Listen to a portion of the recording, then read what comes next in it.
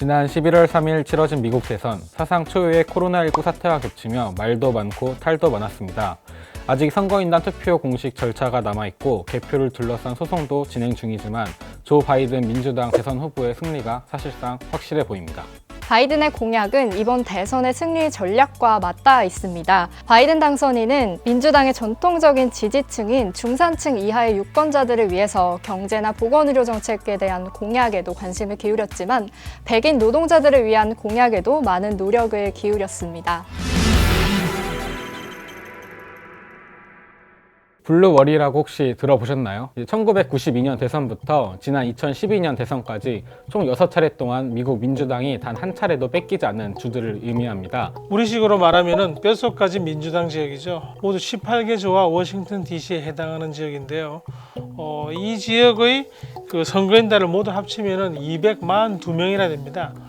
미국의 대선이 538명의 선거인단을 확보해서 누가 과반인 270명을 차지하냐 이런 경쟁인 걸 생각하면은 이 블루월 지역은 민주당의 아주 강력한 정권 수호 그리고 이제 정권 획득을 위한 표밭인 셈이죠. 그런데 지난 2016년 대선에서는 이변이 일어났죠. 이들 중에서 3개의 지역이 이탈을 하게 됐습니다. 펜실베이니아, 미시간, 그리고 위스콘신 이렇게 3개의 지역인데요. 이 지역들은 쇠락한 공업지대, 즉 러스트벨트에 속합니다. 트럼프가 지난 대선에서 승리한 원동력도 바로 이 러스트벨트에 있는 백인 노동자들이었기 때문에 이들의 강력한 지지를 받아서 당선이 될 수 있었습니다. 당시 트럼프 대통령과 힐러리 후보의 격차는 아주 적었습니다. 특히 이제 이 세 지역에서는 1% 미만이었습니다. 이는 트럼프가 미국 전체에서 얻은 그 표는 힐러리에게 뒤졌지만 선거인단 숫자에서 더 많은 선거인단을 확보해서 대선에 승리하는 핵심이 됐습니다. 그렇기 때문에 러스트밸리의 3개 주의 백인 노동자들의 표심을 잡는 여기에 모든 그 양당의 정책적인 노력이 집중되고 서로의 정체성 차이가 선명하게 드러나는 그런 이제 그 전장주가 되었습니다. 백인 노동자들의 표심이 중요한 이유는 이 러스트벨트 주들의 경우 백인 노동자들의 백인 비율이 훨씬 높기 때문입니다.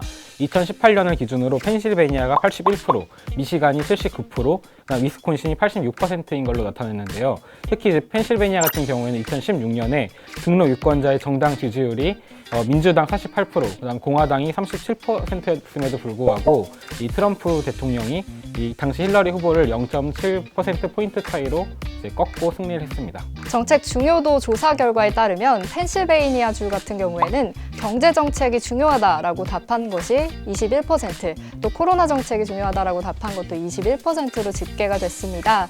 미시간주는 경제 정책이 33%, 코로나 정책이 20%, 그리고 보건 정책이 12%로 되었는데 이것들만 봤을 때도 이 유권자들의 표심을 사로잡기 위해서 어떤 정책이 필요한지 보이시지 않으신가요? 바이든과 민주당은 바로 이러한 민심을 바탕으로 선거 공약과 정책을 짰습니다. 특히 핵심 무게를 둔 것이 세금입니다. 기업과 부유층에 대한 세금은 늘리고 노동자들에 대한 세금은 줄인 거죠. 바이든 공약 사이트에 가보면 맨 앞에 커다랗게 적혀 있는 게 트럼프는 어떤 자산, 돈 있는 사람에 대해서 보상을 했지만 바이든은 노동, 바로 일을 해서 많지 않은 돈에 급여를 받아가는 그런 노동자들에 대해서는 포상을 한다. 트럼프의 그 공약과는 좀 결이 다릅니다. 앞서 트럼프는 2017년에 최대 35%였던 이제 법인세를 21%까지 낮추는 정책을 펼쳤었는데요. 바이든 공약 사이트에 따르면 이 바이든은 현행 최고 21%인 법인세를 이제 28%까지 올리는 계획을 발표했는데요. 애플이나 구글 같은 거대 기업들이 세금 회피를 하지 못하도록 대기업에는 순이익 대비 최저 15%를 과세하는 미니멈 세금 제도를 도입하겠다는 공약도 밝혔습니다. 바이든 공약에서 노동자들의 눈에 가장 띄는 것이 인프라 투자를 통한 일자리 창출입니다. 이를 위해서 바이든은 미국의 도로, 수도, 철도, 5G 등에 대한 대대적인 투자를 약속했습니다. 바이든은 청정 에너지, 앞으로 이제 탄소 배출을 제로화하겠다는 그런 목표를 가지고 전력이라든지 자동차 등 다양한 분야에서 그린 정책을 펴고 있습니다. 그 정책의 핵심은 보다 이제 지속 가능한 지구를 만드는 것이겠지만 그 이면에는 관련된 일자리를 굉장히 많이 만들어서 노동자들의 이익을 구하고 이 사람들에게 일자리를 이제 풀어놓겠다는 그런 의도가 담겨 있죠. 친환경 자동차 생산에만 100만 명의 고용이 나올 것으로 예상이 되는데요. 이런 걸 이제 고려했을 때 차량의 부품 생산, 그다음 유통, 서비스를 진흥할 경우 결국 그 러스트벨트의 백인 노동자, 중산층의 표심에도 도움이 되겠죠. 뿐만 아니라 에너지 절감 정책은 건설 산업에도 활기를 불어넣을 것으로 전망됩니다. 공공 건축물을 중심으로 해서 에너지 효율을 높일 수 있는 작업을 대대적으로 시행할 계획인데요. 바이든은 또한 4년 임기 중에서 공공주택을 포함해서 총 150만 채의 주택을 공급할 것으로 계획을 하고 있습니다. 건설 분야는 일자리 창출을 위한 지름길로 통합니다. 무엇보다 이제 트럼프 행정부와 가장 크게 차이가 나는 공약은 바로 이 코로나19 그다음에 보건의료 정책에 있습니다. 지난달 이제 바이든의 승리 연설 때 바이든은 코로나19 보건 정책을 자신의 가장 최우선 순위로 두겠다고 말을 했었는데요. 이 미국은 아시다시피 코로나19 확진자와 사망자가 제일 높은 만큼 이거에 대한 대비를 하겠다는 이런 의지로 보입니다. 네, 코로나19와 관련해서 바이든은 7대 공약을 내세운 바 있습니다. 기존에 있는 검사 수를 2배로 늘리고 또 마스크 착용을 의무화하고 아울러서 노약자나 소수민족이 코로나 대응에 불이익을 받지 않도록 배려하는 내용도 담겨져 있습니다. 또한 트럼프가 단절시켰던 세계보건기구 WHO와의 관계를 회복하는 내용도 이 7대 공약에 담겨 있습니다.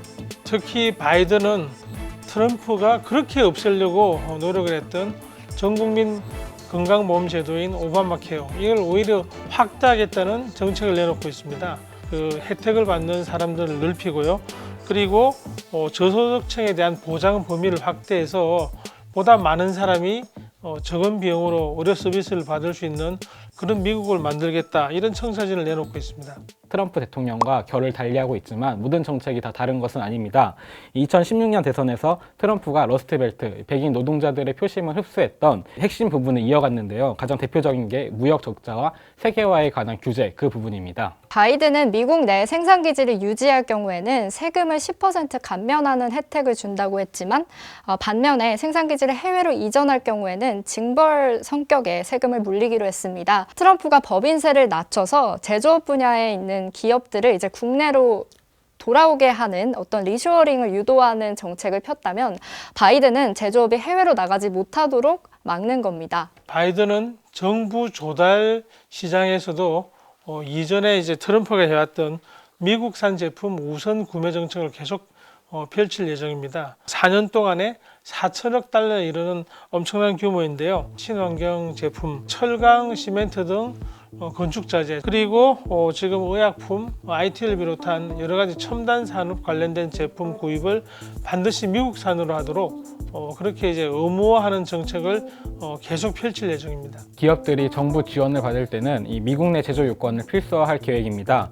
여기에 아울러 이제 여성과 유색 인종을 고용을 많이 할수록 지원을 더 많이 해주겠다는 정책도 내놓을 계획인데요. 이는 이제 민주당 색깔을 유지하면서 러스트벨트의 노동자 표를 잃지 않으려는 이른바 이제 정책의 조합적 선택이라고 볼 수 있겠습니다. 2020년 바이든 당선인의 대선 승리는 이 러스트벨트의 변심 때문이라고 해도 과언이 아닙니다. 제조업의 쇠락과 또 시대의 변화 속에서 백인 노동자들이 겪어왔던 불안을 배려하고 또 이것들을 감싸왔던 바이든의 정책과 공약은 이번 대선 승리의 주역이 됐습니다.